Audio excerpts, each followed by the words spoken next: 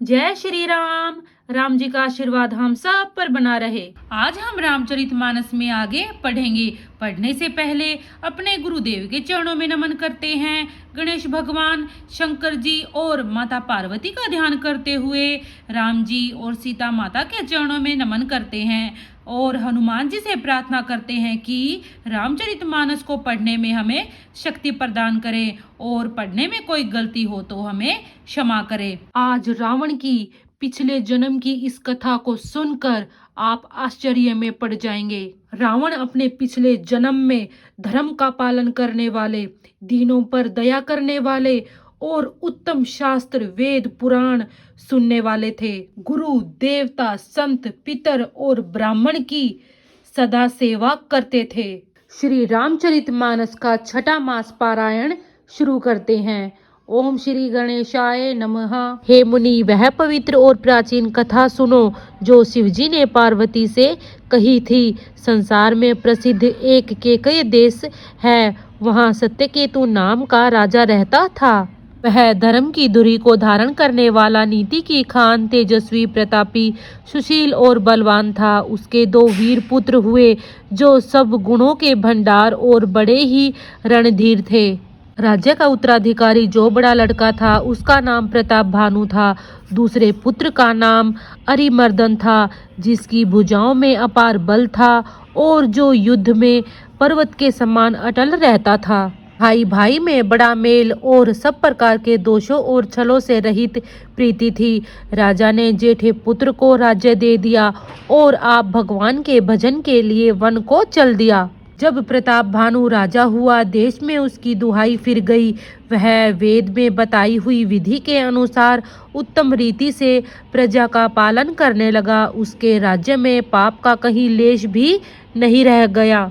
राजा का हित करने वाला और शुक्राचार्य के समान बुद्धिमान धर्म रुचि नामक उसका मंत्री था। इस प्रकार बुद्धिमान मंत्री और बलवान तथा वीर भाई के साथ ही स्वयं राजा भी बड़ा प्रतापी और रणधीर था। साथ में अपार चतुरंगिणी सेना थी, जिसमें असंख्यक योद्धा थे जो सब के सब रण में जूझ मरने वाले थे।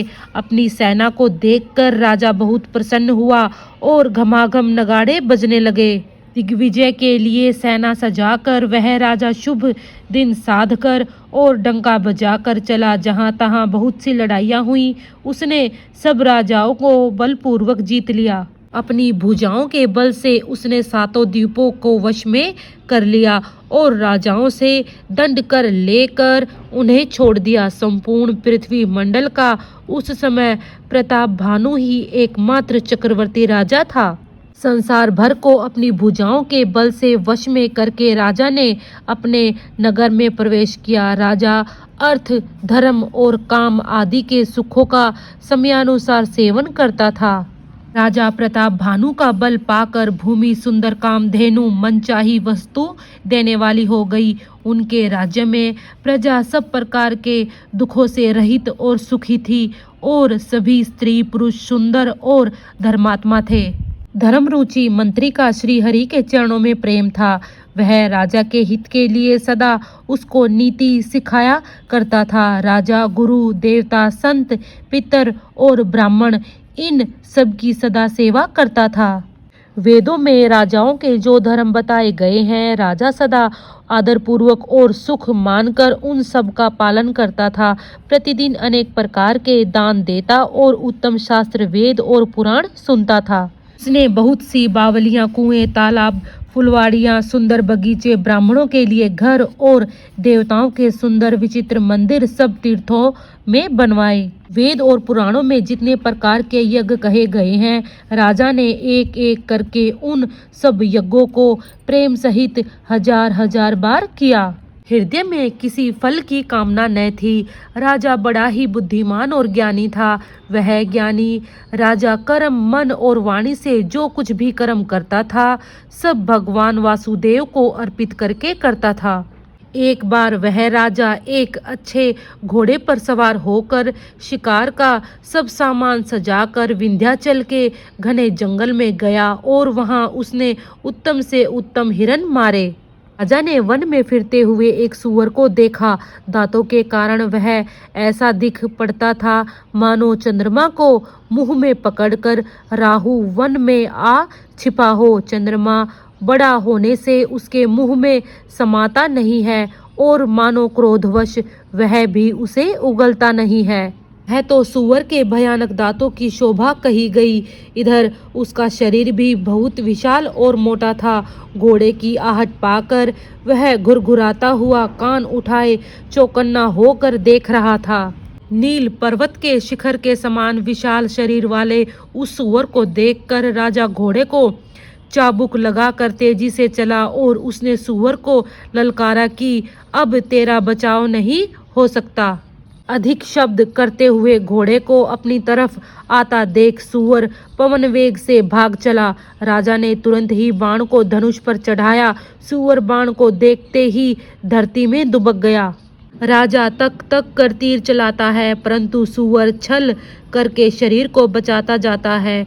वह पशु कभी प्रकट होता है और कभी छिपता हुआ भागा जाता था और राजा भी क्रोध के वश उसके साथ पीछे लगा चला जाता था। सूअर बहुत दूर ऐसे घने जंगल में चला गया जहां हाथी घोड़े का गम नहीं था। राजा बिल्कुल अकेला था और वन में क्लेश भी बहुत था। फिर भी राजा ने उस पशु का पीछा नहीं छोड़ा। राजा को बड़ा धैर्यवान देखकर सूअर भागकर पहाड़ी की एक गहरी गुफा में जा घुसा। उसमें जाना कठिन देखकर राजा को बहुत पछताकर लौटना पड़ा, पर उस घोर वन में वह रास्ता भूल गया। बहुत परिश्रम करने से थका हुआ और घोड़े समेत भूख प्यास से व्याकुल राजा नदी तालाब खोजता खोजता पानी बिना बेहाल हो गया। वन में फिरते फिरते उसने एक आश्रम देखा। वहां कपट से मुनि का वेश बनाए एक राजा रहता था, जिसका देश राजा प्रताप भानु ने छीन लिया था और जो सेना को छोड़कर युद्ध से भाग गया था। प्रताप भानु का अच्छा समय जानकर और अपना बुरा समय मानकर उसके मन में बड़ी ग्लानि हुई। इससे वह न तो घर गया और न अभिमानी होने के कारण राजा प्रताप भानु से ही मिला। दरिद्र की भांति मन ही में क्रोध को मारकर वह राजा तपस्वी के वेश में वन में रहता था। राजा उसी के पास गया। उसने तुरंत पहचान लिया कि यह प्रताप भानु है। राजा प्यासा होने के कारण उसे पहचान न सका। सुंदर वेश देखकर राजा ने उसे महामुनि समझा और घोड़े से उतरकर उसे प्रणाम किया, परंतु बड़ा चतुर होने के कारण राजा ने उसे अपना नाम नहीं बतलाया। राजा को प्यासा देखकर उसने सरोवर दिखला दिया। हर्षित होकर राजा ने घोड़े सहित उसमें स्नान और जलपान किया। सारी थकावट मिट गई। राजा सुखी हो गया। तब तपस्वी उसे अपने आश्रम में ले गया और सूर्यास्त का समय जानकर उसने आसन दिया। फिर वह तपस्वी कोमल वाणी से बोला, तुम कौन हो? सुंदर युवक होकर जीवन की परवाह न करके वन में अकेले क्यों फिर रहे हो? तुम्हारे चक्रवर्ती राजा के से लक्षण देखकर मुझे बड़ी दया आती है। राजा ने कहा, हे मुनीश्वर सुनिए, प्रताप भानु नाम का एक राजा है। मैं उसका मंत्री हूँ। शिकार के लिए फिरते हुए राह भूल गया हूँ। बड़े भाग्य से यहाँ आकर मैंने आपके चरणों के दर्शन पाए हैं।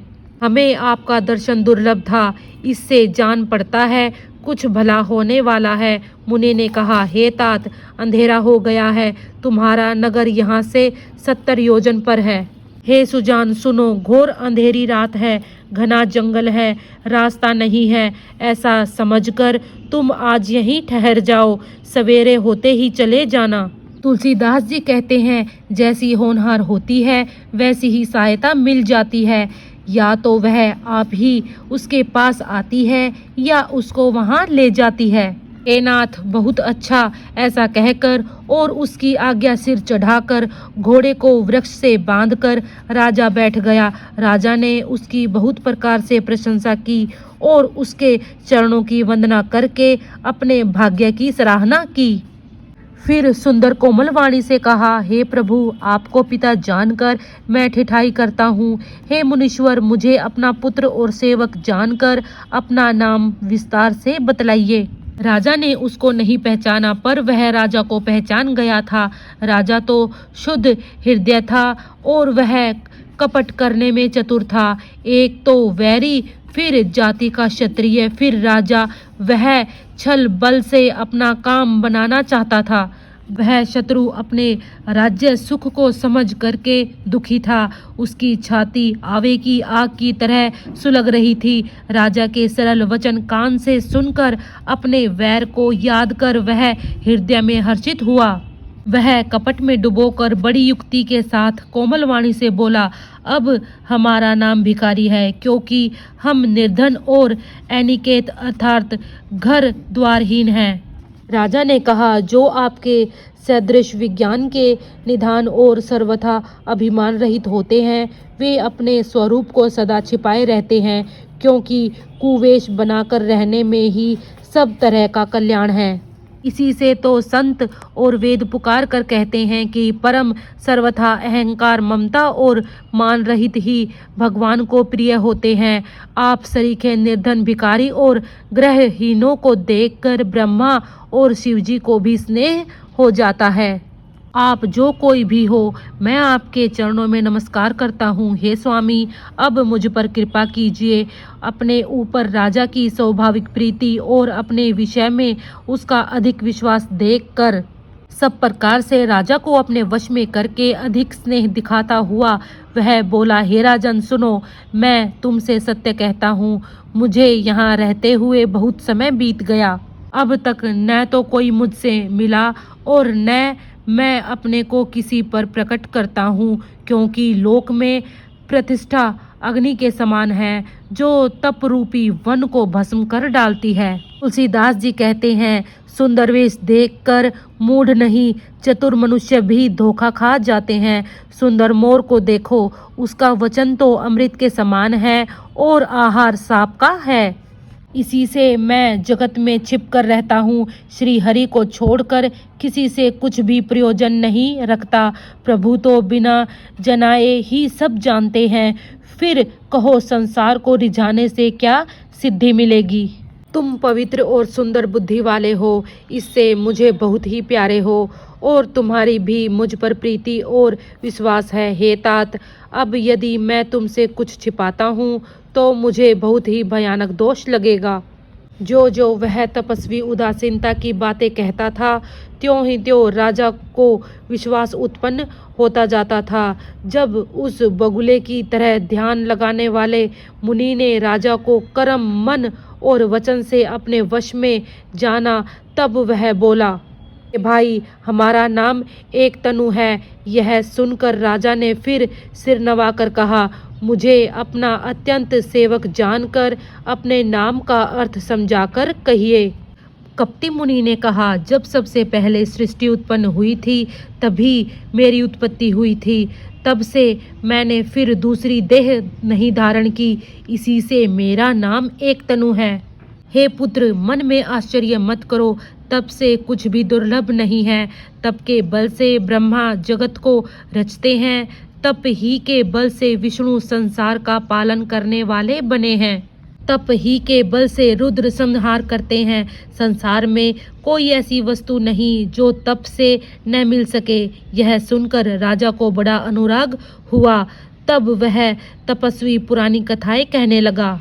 कर्म, धर्म और अनेकों प्रकार के इतिहास कहकर वह वैराग्य और ज्ञान का निरूपण करने लगा। सृष्टि की उत्पत्ति, पालन और संहार की अपार आश्चर्य भरी कथाएं उसने विस्तार से कही। राजा सुनकर उस तपस्वी के वश में हो गया और तब वह उसे अपना नाम बताने लगा। तपस्वी ने कहा, राजन, मैं तुमको जानता हूँ, तुमने कपट किया, वह मुझे अच्छा लगा। हे राजन सुनो, ऐसी नीति है कि राजा लोग जहाँ तहाँ अपना नाम नहीं कहते। तुम्हारी वही चतुराई समझकर तुम पर मेरा बड़ा प्रेम हो गया है। तुम्हारा नाम भानु प्रताप है। महाराज सत्यकेतु तुम्हारे पिता थे। हे राजन, गुरु की कृपा से मैं सब जानता हूँ, पर अपनी हानि समझकर कहता नहीं। हे तात, तुम्हारा स्वाभाविक सीधापन, प्रेम, विश्वास और नीति में निपुणता देखकर मेरे मन में तुम्हारे ऊपर बड़ी ममता उत्पन्न हो गई है। इसलिए मैं तुम्हारे पूछने पर अपनी कथा कहता हूँ। अब मैं प्रसन्न हूँ, इसमें संदेह न करना हे राजन। जो मन को भावे वही मांग लो।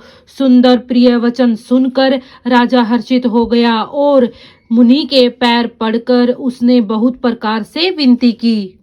हे दयासागर मुनि, आपके दर्शन से ही चारों पदार्थ, धर्म, अर्थ, काम और मोक्ष मेरी मुट्ठी में आ गए।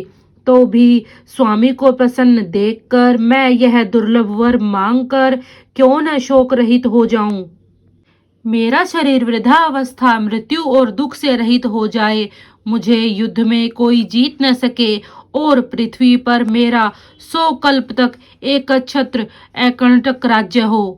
तपस्वी ने कहा, हे राजन, ऐसा ही हो, पर एक बात कठिन है, उसे भी सुन लो। हे पृथ्वी के स्वामी, केवल ब्राह्मण कुल को छोड़ काल भी तुम्हारे चरणों पर सिर नवाएगा। तप के बल से ब्राह्मण सदा बलवान रहते हैं, उनके क्रोध से रक्षा करने वाला कोई नहीं है। हे नरपति, यदि तुम ब्राह्मणों को वश में कर लो तो ब्रह्मा, विष्णु और महेश भी तुम्हारे अधीन हो जाएंगे। ब्राह्मण कुल से जोर जबरदस्ती नहीं चल सकती। मैं दोनों भुजा उठाकर सत्य कहता हूँ। हे राजन सुनो, ब्राह्मणों के शाप बिना तुम्हारा नाश किसी काल में नहीं होगा। राजा उसके वचन सुनकर बड़ा प्रसन्न हुआ और कहने लगा, हे स्वामी, मेरा नाश अब नहीं होगा। हे कृपा निधान प्रभु, आपकी कृपा से मेरा सब समय कल्याण होगा। ऐसा ही हो कहकर वह कुटिल कपटी मुनि फिर बोला, किंतु तुम मेरे मिलने तथा अपने राह भूल जाने की बात किसी से कहना नहीं। यदि कह दोगे तो हमारा दोष नहीं। हे राजन, मैं तुमको इसलिए मना करता हूँ कि इस प्रसंग को कहने से तुम्हारी बड़ी हानि होगी। छठे कान में यह बात पढ़ते ही तुम्हारा नाश हो जाएगा। मेरा यह वचन सत्य जानना। हे प्रताप भानु, सुनो, इस बात के प्रकट करने से अथवा ब्राह्मणों के शाप से तुम्हारा नाश होगा और किसी उपाय से चाहे ब्रह्मा और शंकर भी मन में क्रोध करें, तुम्हारी मृत्यु नहीं होगी। राजा ने मुनि के चरण पकड़कर कहा, हे स्वामी, सत्य ही है। ब्राह्मण और गुरु के क्रोध से कहिए कौन रक्षा कर सकता है। यदि ब्रह्मा भी क्रोध करे तो गुरु बचा लेते हैं, पर गुरु से विरोध करने पर जगत में कोई भी बचाने वाला नहीं है। यदि मैं आपके कथन के अनुसार नहीं चलूंगा तो भले ही मेरा नाश हो जाए, मुझे इसकी चिंता नहीं है। मेरा मन तो हे प्रभु केवल एक ही डर से डर रहा है कि ब्राह्मणों का शाप बड़ा भयानक होता है। वे ब्राह्मण किस प्रकार से वश में हो सकते हैं, कृपा करके वह भी बतलाइए। हे दीन दयालु, आपको छोड़कर और किसी को मैं अपना हितु नहीं देखता। तपस्वी ने कहा, हे राजन सुनो, संसार में उपाय तो बहुत हैं, पर वे कष्ट साध्य हैं, बड़ी कठिनता से बनने में आते हैं और इस पर भी सिद्ध हो या ना हो उनकी सफलता निश्चित नहीं है। हाँ, एक उपाय बहुत सहज है, परंतु उसमें भी एक कठिनता है।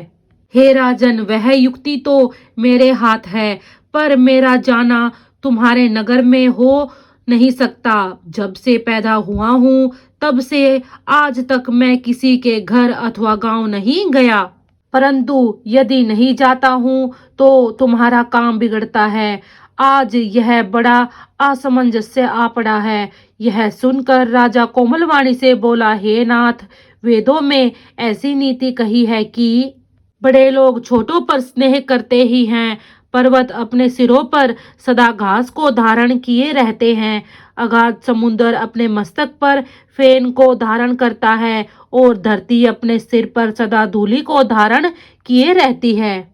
ऐसा कहकर राजा ने मुनि के चरण पकड़ लिए और कहा, हे स्वामी, कृपा कीजिए, आप संत हैं, दीन दयालु हैं, अतः हे प्रभु, मेरे लिए इतना कष्ट अवश्य सहिए।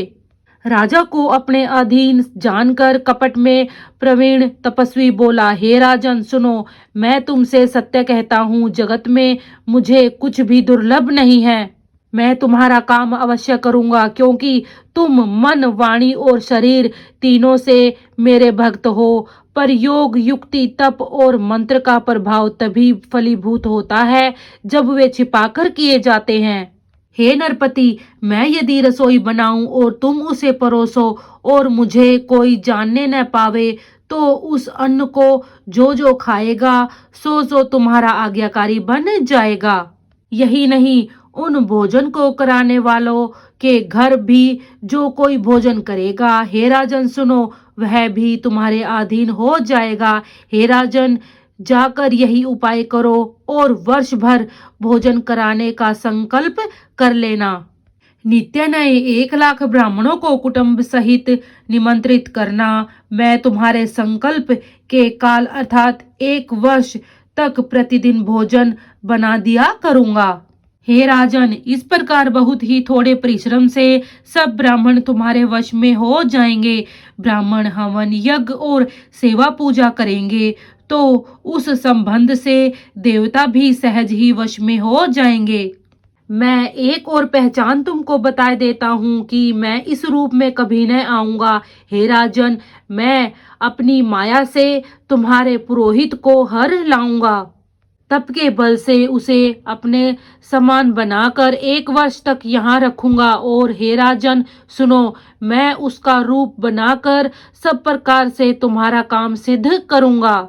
हे राजन, रात बहुत बीत गई, अब सो जाओ। आज से तीसरे दिन मुझसे तुम्हारी भेंट होगी। तप के बल से मैं घोड़े सहित तुमको सोते ही मैं घर पहुंचा दूंगा। मैं वही पुरोहित का वेश धर कर आऊंगा। जब एकांत में तुमको बुलाकर सब कथा सुनाऊंगा, तब तुम मुझे पहचान लेना। राजा ने आज्ञा मानकर शयन किया और वह कपटी ज्ञानी आसन पर जा बैठा। राजा थका हुआ था, उसे खूब गहरी नींद आ गई, पर वह कपटी कैसे सोता, उसे तो बहुत चिंता हो रही थी। उसी समय वहां कालकेतु राक्षस आया, जिसने सुअर बनकर राजा को भटकाया था। वह तपस्वी राजा का बड़ा मित्र था और खूब छल प्रपंच जानता था। उसके 100 पुत्र और 10 भाई थे, जो बड़े ही दुष्ट, किसी से न जीते जाने वाले और देवताओं को दुख देने वाले थे।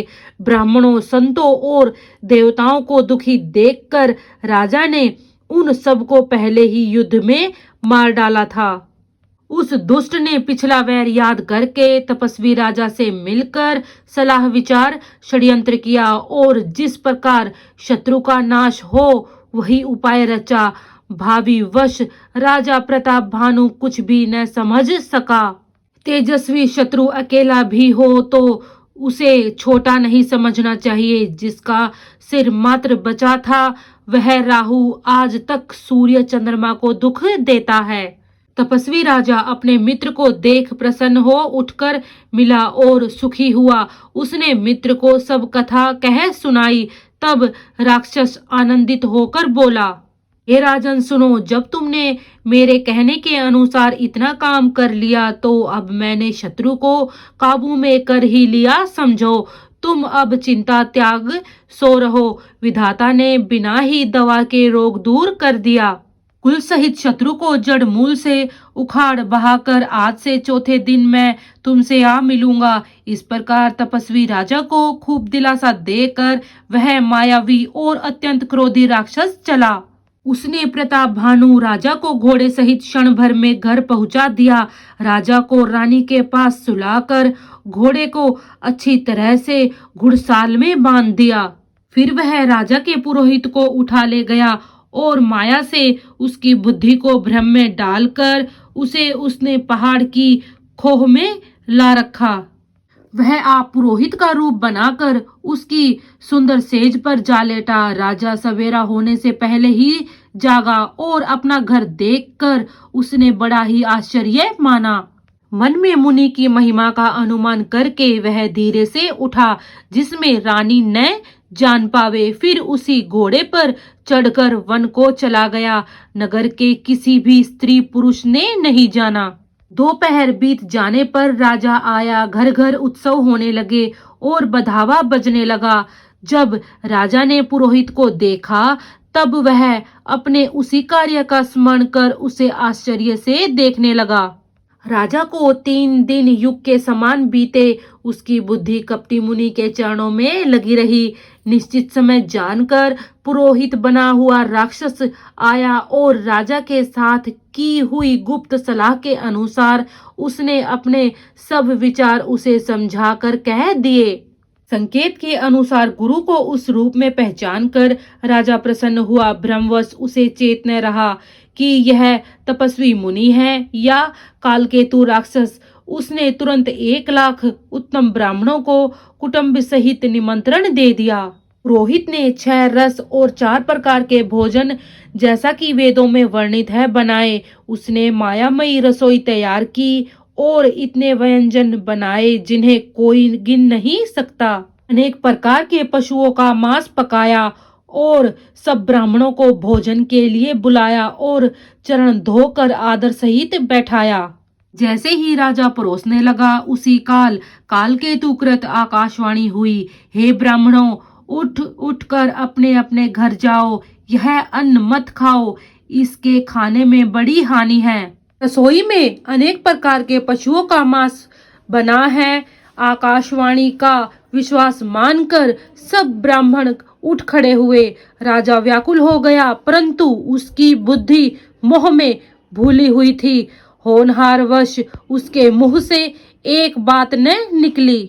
तब ब्राह्मण क्रोध सहित बोल उठे। उन्होंने कुछ भी विचार नहीं किया। अरे मूर्ख राजा, तू जाकर परिवार सहित राक्षस हो। रे नीच क्षत्रिय, तूने तो परिवार सहित ब्राह्मणों को बुलाकर उन्हें नष्ट करना चाहा था। ईश्वर ने हमारे धर्म की रक्षा की, अब तू परिवार सहित नष्ट होगा। 1 वर्ष के भीतर तेरा नाश हो जाए। तेरे कुल में कोई पानी देने वाला तक न रहेगा। शाप सुनकर राजा भय के मारे अत्यंत व्याकुल हो गया। फिर सुंदर आकाशवाणी हुई, हे ब्राह्मणों, तुमने विचार कर शाप नहीं दिया। राजा ने कुछ भी अपराध नहीं किया। आकाशवाणी सुनकर सब ब्राह्मण चकित हो गए। तब राजा वहां गया जहां भोजन बना था। देखा तो वहां न भोजन था न रसोइया ब्राह्मण ही था। तब राजा मन में अपार चिंता करता हुआ लौटा। उसने ब्राह्मणों को सब वृतांत सुनाया और बड़ा ही भयभीत और व्याकुल होकर वह पृथ्वी पर गिर पड़ा। हे राजन, यद्यपि तुम्हारा दोष नहीं है तो भी होनहार नहीं मिटता। ब्राह्मणों का शाप बहुत ही भयानक होता है। वह किसी तरह भी टल नहीं सकता।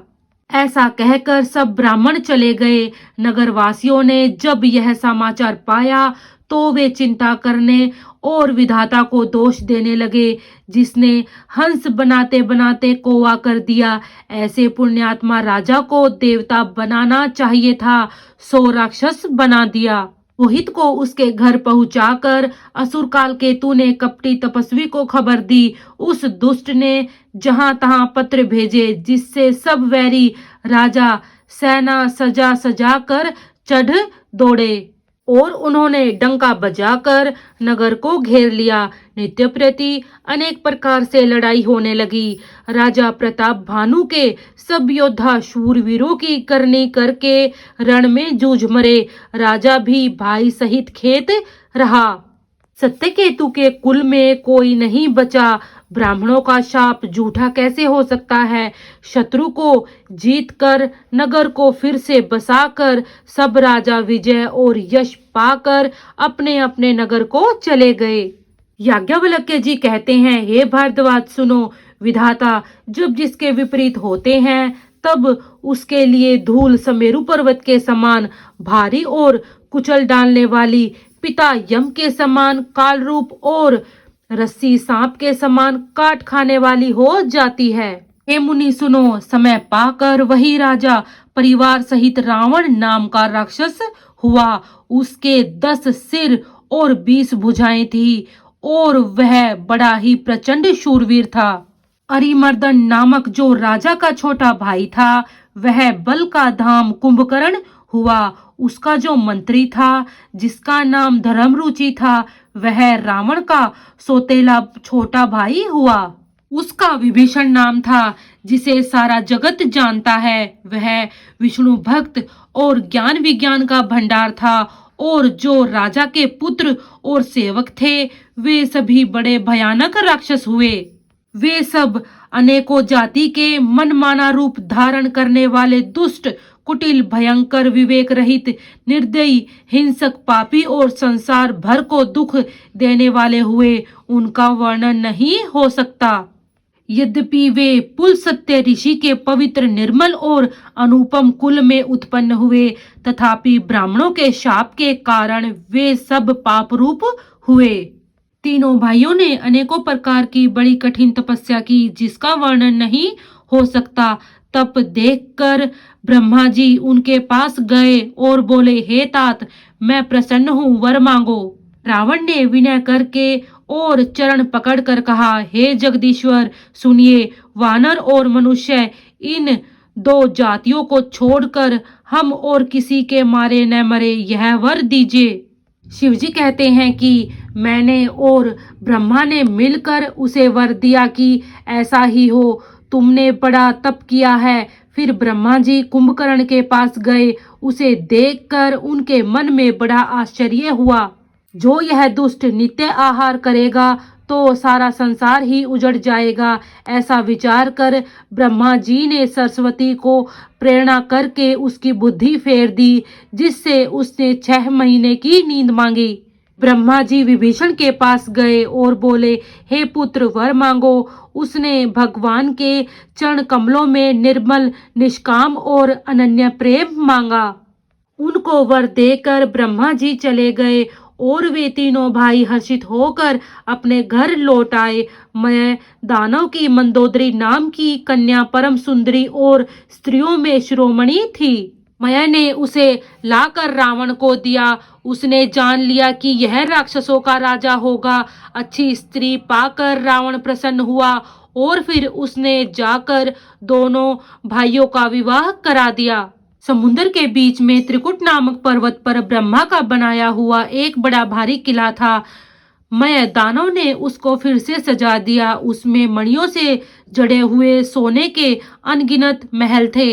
जैसी नागकुल के रहने की भोगावतीपुरी है और इंद्र के रहने की अमरावतीपुरी है, उसने भी अधिक सुंदर और बाका वह दुर्ग था। जगत में उसका नाम लंका प्रसिद्ध हुआ। उसे चारों ओर समुद्र की अत्यंत गहरी खाई घेरे हुए है। उस दुर्ग के मणियों से जड़ा हुआ सोने का मजबूत परकोटा है, जिसकी कारीगरी का वर्णन नहीं किया जा सकता।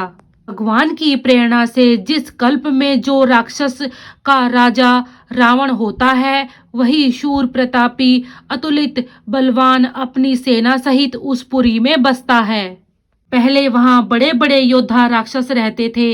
देवताओं ने उन सबको युद्ध में मार डाला। अब इंद्र की प्रेरणा से वहां कुबेर के 1 करोड़ राक्षस रहते हैं। रावण को कहीं ऐसी खबर मिली, तब उसने सेना सजाकर किले को जा घेरा। उस बड़े विकट योद्धा और उसकी बड़ी सेना को देखकर यक्ष अपने प्राण लेकर भाग गए। तब रावण ने घूम फिर कर सारा नगर देखा। उसकी चिंता मिट गई और उसे बहुत ही सुख हुआ। उस पुरी को स्वाभाविक ही सुंदर और दुर्गम अनुमान करके रावण ने वहां अपनी राजधानी कायम की।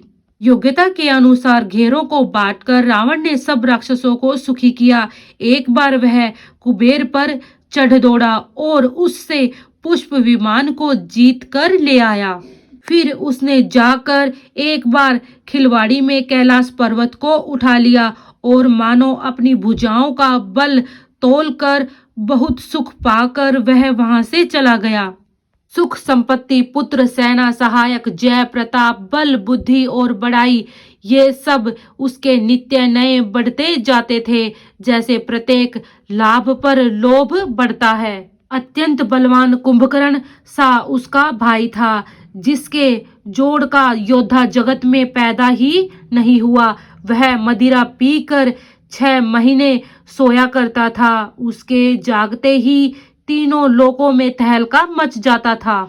यदि वह प्रतिदिन भोजन करता तब तो संपूर्ण विश्व शीघ्र ही खाली हो जाता। रणधीर ऐसा था कि जिसका वर्णन नहीं किया जा सकता। लंका में उसके ऐसे असंख्यक बलवान वीर थे। मेघनाद रावण का बड़ा लड़का था, जिसका जगत के योद्धाओं में पहला नंबर था। रण में कोई भी उसका सामना नहीं कर सकता था। स्वर्ग में तो उसके भय से नित्य भगदड़ मची रहती थी। दुमूर्ख, एकंपन, वज्रदंत, धूमकेतु और अतिकाय आदि ऐसे अनेक योद्धा थे जो अकेले ही सारे जगत को जीत सकते थे। सभी राक्षस मनमाना रूप बना सकते थे और असुरी माया जानते थे। उनके दया धर्म सौपन में भी नहीं था। एक बार सभा में बैठे हुए रावण ने अपने अनगिनत परिवार को देखा। पुत्र, पौत्र, कुटुंबी और सेवक ढेर के ढेर थे। सारी राक्षसों की जातियों को तो गिन ही कौन सकता था। अपनी सेना को देखकर स्वभाव से ही अभिमानी रावण क्रोध और गर्व में सनी हुई वाणी बोला, हे समस्त राक्षसों के दलों, सुनो, देवतागण हमारे शत्रु हैं। वे सामने आकर युद्ध नहीं करते, बलवान शत्रु को देखकर भाग जाते हैं। उनका मरण एक ही उपाय से हो सकता है। मैं समझा कर कहता हूँ, अब उसे सुनो। ब्राह्मण भोजन, यज्ञ, हवन और श्राद्ध, इन सब में जाकर तुम बाधा डालो।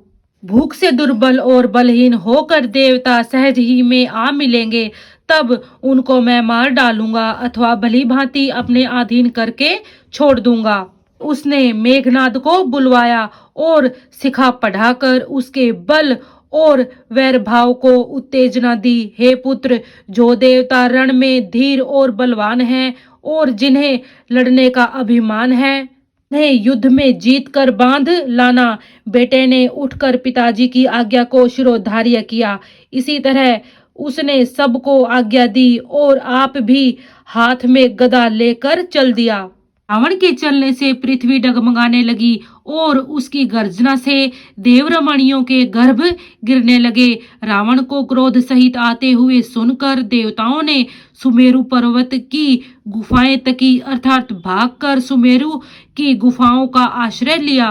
दिक्पालों के सारे सुंदर लोगों को रावण ने सुना पाया। वह बार बार भारी सिंह गर्जना करके देवताओं को ललकार ललकार कर गालियां देता था। रण के मद में मतवाला होकर वह अपनी जोड़ी का योद्धा खोजता हुआ जगत भर में दौड़ता फिरा, परंतु उसे ऐसा योद्धा कहीं नहीं मिला। सूर्य, चंद्रमा, वायु, वरुण, कुबेर, अग्नि, काल और यम आदि सब अधिकारी, किन्नर, सिद्ध, मनुष्य, देवता और नाग, सभी के पीछे वह हठपूर्वक पड़ गया। ब्रह्मा जी की सृष्टि में जहाँ तक शरीरधारी स्त्री पुरुष थे, सभी रावण के अधीन हो गए। डर के मारे सभी उसकी आज्ञा का पालन करते थे और नित्य आकर नम्रता पूर्वक उसके चरणों में सिर नवाते थे। उसने भुजाओं के बल से सारे विश्व को वश में कर लिया, किसी को स्वतंत्र नहीं करने दिया। इस प्रकार मंडलिक राजाओं का शिरोमणि अर्थात सार्वभौम सम्राट रावण अपने इच्छा अनुसार राज्य करने लगा। देवता, यश, गंधर्व, मनुष्य, किन्नर और नागों की कन्याओं तथा बहुत सी अन्य सुंदरी और उत्तम स्त्रियों को उसने अपनी भुजाओं के बल से जीत कर ब्याह लिया। मेघनाद से उसने जो कुछ कहा उसे उसने मानो पहले से ही कर रखा था, अर्थात रावण के कहने भर की देर थी। उसने आज्ञा पालन में तनिक भी देर नहीं की। जिनको रावण ने मेघनाद से पहले ही आज्ञा दे रखी थी, उन्होंने जो करतूतें की उन्हें सुनो। राक्षसों के समूह देखने में बड़े भयानक, पापी और देवताओं को दुख देने वाले थे। वे असुरों के समूह उपद्रव करते थे और माया से अनेकों प्रकार के रूप धरते थे। जिस प्रकार धर्म की जड़ कटे, वे वहीं सब वेद विरुद्ध काम करते थे। जिस जिस स्थान में वे गो और ब्राह्मणों को पाते थे, उसी नगर, गांव और पूर्वे में आग लगा देते थे। उनके डर से कहीं भी शुभ आचरण अर्थात ब्राह्मण भोजन, यज्ञ, श्राद्ध आदि नहीं होते थे। देवता, ब्राह्मण और गुरु को कोई नहीं मानता था। न हरि भक्ति थी, न यज्ञ, तप और ज्ञान था। वेद और पुराण तो स्वप्न में भी सुनने को नहीं मिलते थे। जब योग वैराग्य तप तथा यज्ञ में देवताओं के भाग पाने की बात रावण कहीं कानों से सुन पाता तो उसी समय स्वयं उठ दौड़ता, कुछ भी रहने नहीं पाता। वह सबको पकड़कर विध्वंस कर डालता था। संसार में ऐसा भ्रष्ट आचरण फैल गया कि धर्म तो कानों में भी सुनने में नहीं आता था। जो कोई वेद और पुराण कहता उसको बहुत तरह से त्रास देता और देश से निकाल देता था। राक्षस लोग जो घोर अत्याचार करते थे उसका वर्णन नहीं किया जा सकता। हिंसा पर ही जिनकी प्रीति है उनके पापों का क्या ठिकाना। यहीं पे मास पारायण छठा विश्राम होता है। आपको वीडियो कैसी लगी कृपया कमेंट बॉक्स में जरूर बताइए। वीडियो को लाइक कीजिए, शेयर कीजिए। अगर आप चैनल पे नए हैं तो चैनल को सब्सक्राइब कीजिए। जय श्री राम।